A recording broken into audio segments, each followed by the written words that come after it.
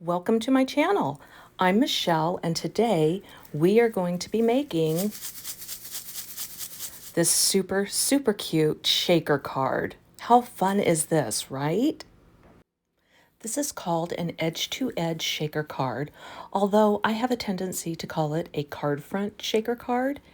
So I decided to go a little old school with this new style of shaker card making. I pulled out my bouquet Kaleidacolor pad. Do you remember those from back in the day? Yes, mine was still juicy and inky and stamped beautifully. Just look at those darling squirrels, how well they stamped. And I paired this with my Distress Oxides. It was so easy to find colors that coordinated beautifully with my bouquet Kaleidacolor. So here I'm inking up my 5.5 by 8.5 background panel. So this will give me two card fronts for the price of one, basically.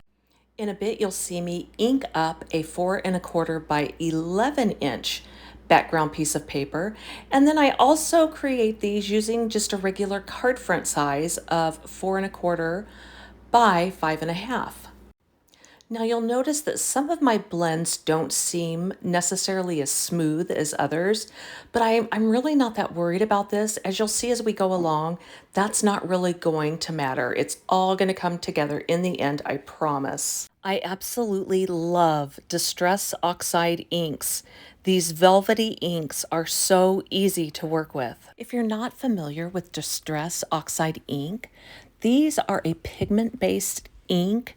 It takes a little longer for them to dry, but it also gives you time to create amazing blends and swirls, and you can really move that ink around. They are so much fun to work with. Oxide inks are opaque, and when they dry, they leave a chalky-like finish. So just a moment ago, you saw me heat set my panels, and now I'm cutting them down to a more manageable size because I'm getting ready to emboss on the surface of them. When I'm looking for a way to step up my panels, I pull out my Versamark and my stencil and my blending tool and my clear embossing powder, and you're going to see how with these simple tools, you can add so much wow to the surface of these panels. A few weeks ago, I was having problems with my embossing powder. It was sticking completely to my card, and I was using a static pouch with it, so I didn't know what the problem was. So by process of elimination, I discovered that my static pouch was so old it had gone bad. I replaced it with a new one, and since then I've had no problems at all.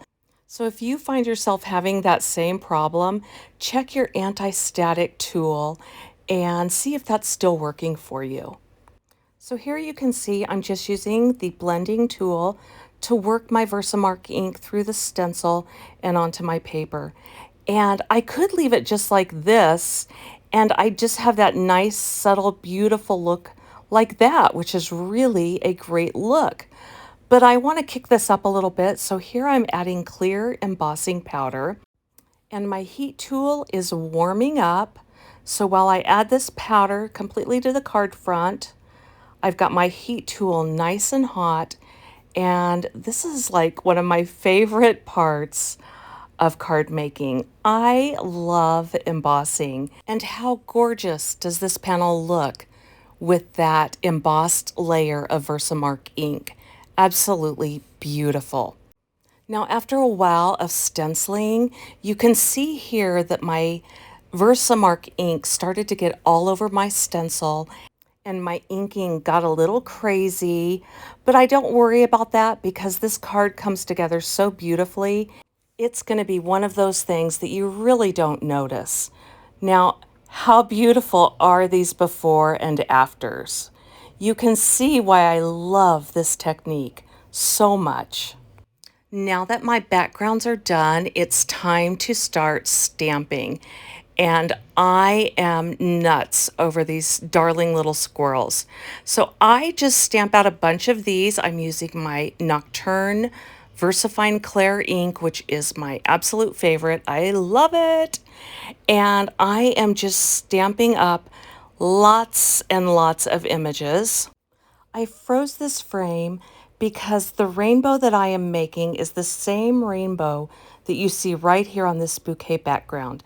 That's the rainbow we did on the panels we just created, and I want to repeat that rainbow on my squirrels. I just want to maintain that consistency throughout this design.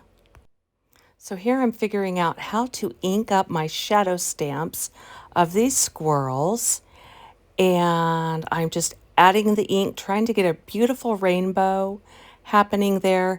And I have to tell you, this is so easy to line up. I just pointed out where the eye was, and you line up that little eye and kind of look where the feet are. And this stamp set is so forgiving. I love that. I'm dipping the stamped panel into my emboss powder, and I'm heat setting it. I'm going to dip it again into the embossing powder, and I'm going to heat set it again.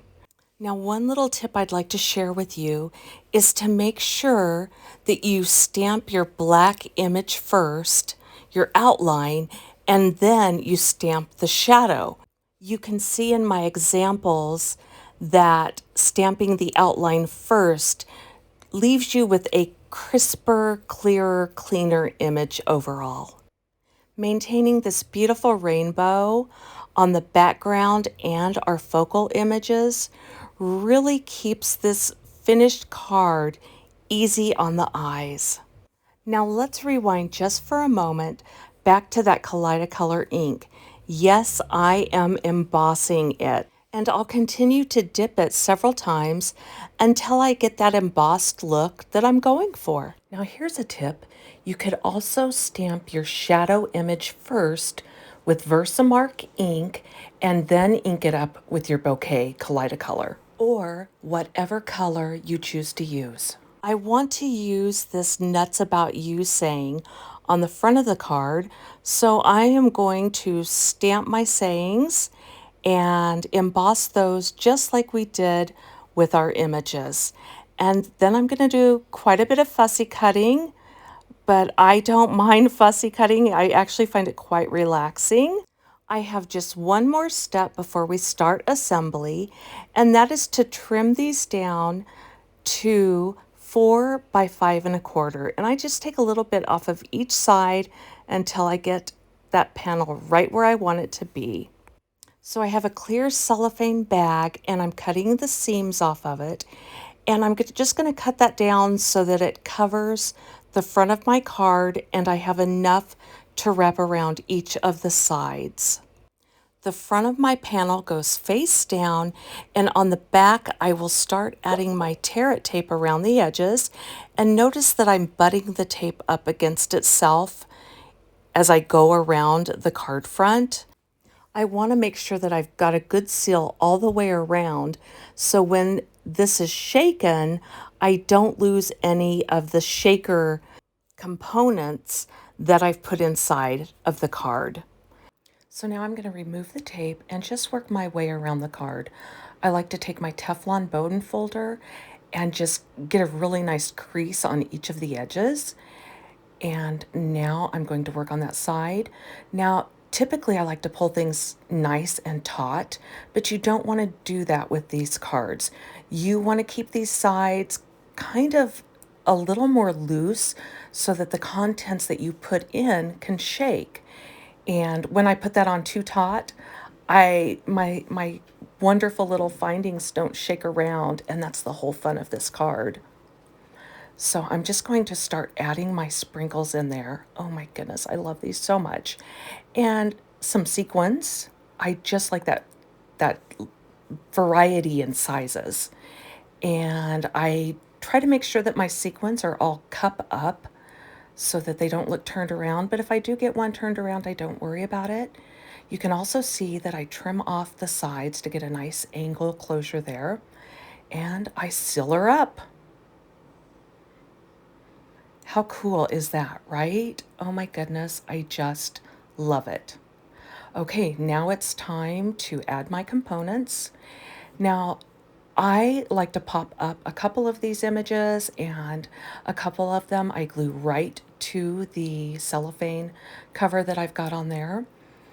And you can make this a landscape or a horizontal card, whichever you like. One thing I love about this is it works so many ways, so just go with whatever makes you happy. Okay, so I've got my squirrel sealed down there, and I'm trying to make sure none of that glue seeps out because I don't like the feel of it on the surface of that card front. And of course, one of my squirrels needs to be popped up, and I'm going to pop up the nuts, and then I will just glue on the About You. You can place this in so many different places and it will be cute every time. I have placed them all over. I get bored with one way and I'll change it up on the next card. You do whatever you like. And I'm just gently adding some dots of that glue on the back here because I don't want it to seep out onto my cellophane cover that I've got going there. I want to keep that nice and clean.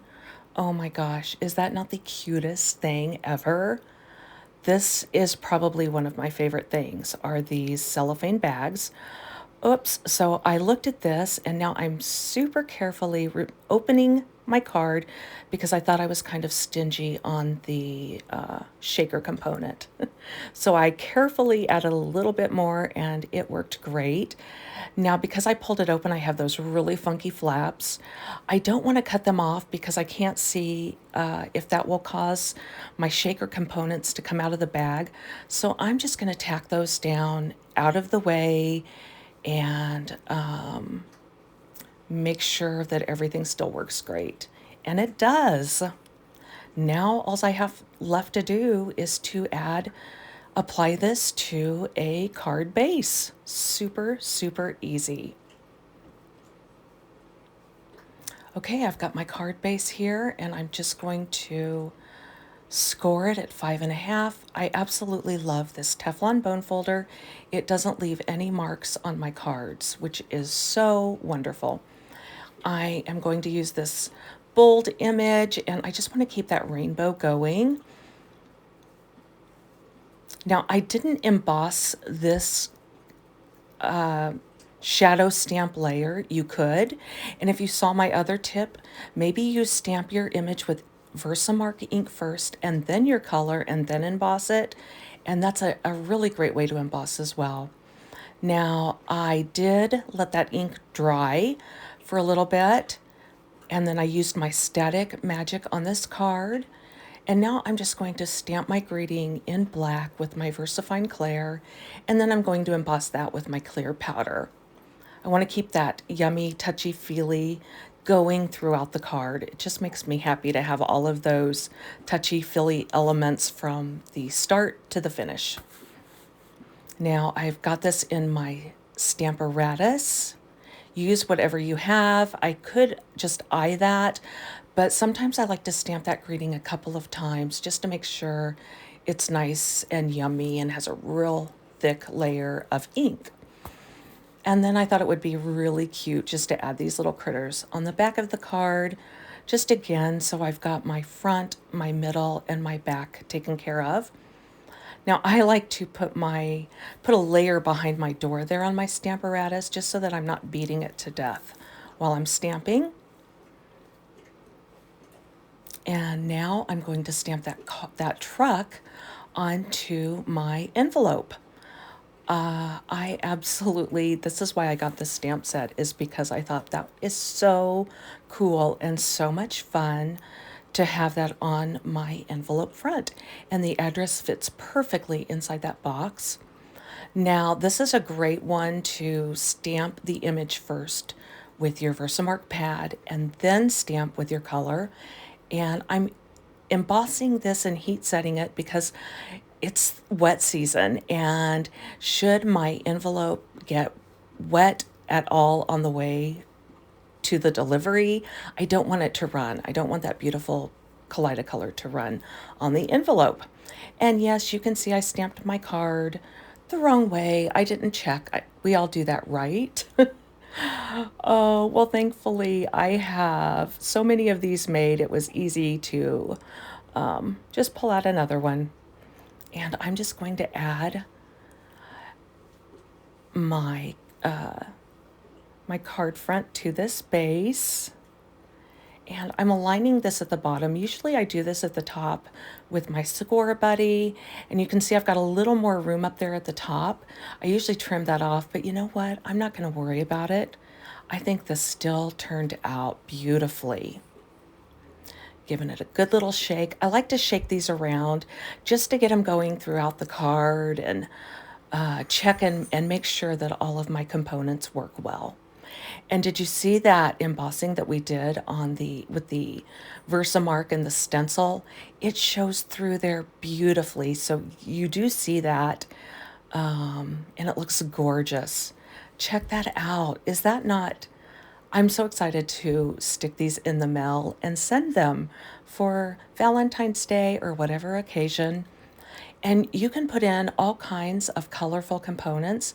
I try it with everything. I tried some silver there, loved it. I do have some with a little bit of color. I did like those pastel stars that you saw me adding earlier. Some more of the silver and landscape. This card works landscape or horizontal in whatever direction you choose for it to go. Give that a little shake, move some of that filler around.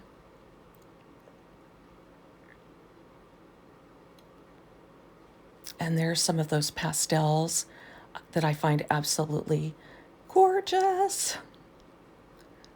Now, this is one that I started this one with some of the darker sequins. Wasn't one of my favorites, so there's only one. Here's another where I've only made one. And again, put in a variety of sequins in there. Yeah, you can tell what my favorites are and aren't. Here I'm checking to make sure none of those small glitter components come out, and they didn't, so that's always a great sign. Oh my goodness, I think these turned out so fantastic. I hope you enjoy them as much as I enjoyed making them.